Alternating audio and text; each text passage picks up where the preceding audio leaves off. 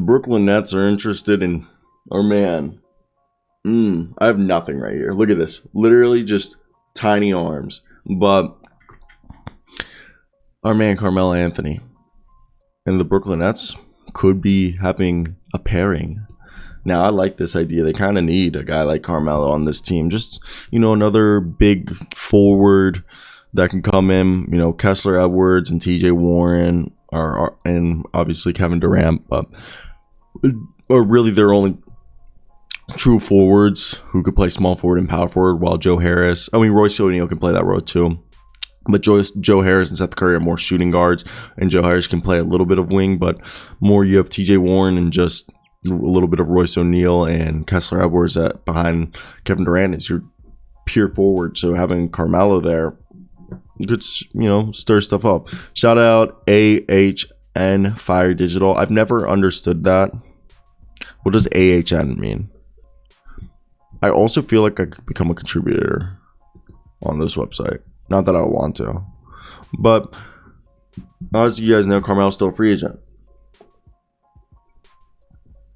And he had arguably one of the best shooting years of his career.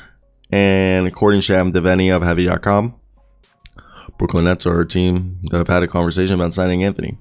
Quote, they need another big guy, but they're not feeling a lot of pressure as far as filling that spot, an executive told Heavy.com. There are veterans they can sign this month or even next month. Dwight Howard would be an obvious one. Maybe Hassan Whiteside. Cody Zeller's out there. They want to see what they have in Nick Claxton and probably Deron Sharp. I just added that part.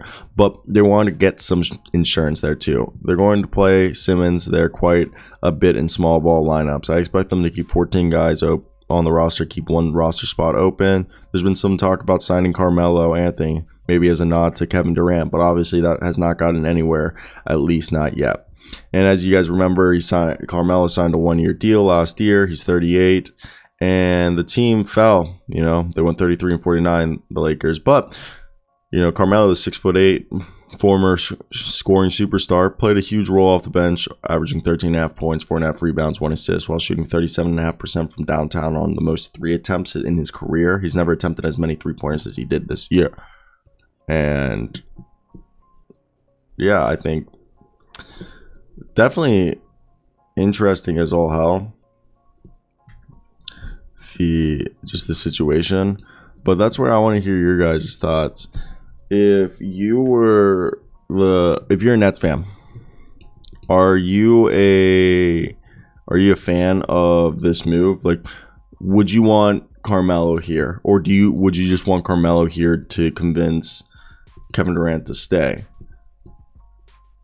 I do want to hear your guys' thoughts, because I agree this is just a weird situation that I personally have never had a team. Actually, that's a lie. I'm a Magic fan, so I've seen the Dwight Howard shenanigans that we had to go through, which were just ridiculous. And I don't entirely blame the Orlando Magic's organization on that one. And that's kind of like what's going on here, except I think it's a bit worse.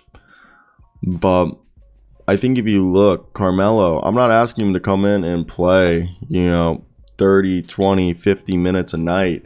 Okay, I'm asking Carmelo to come in 15, 20 max.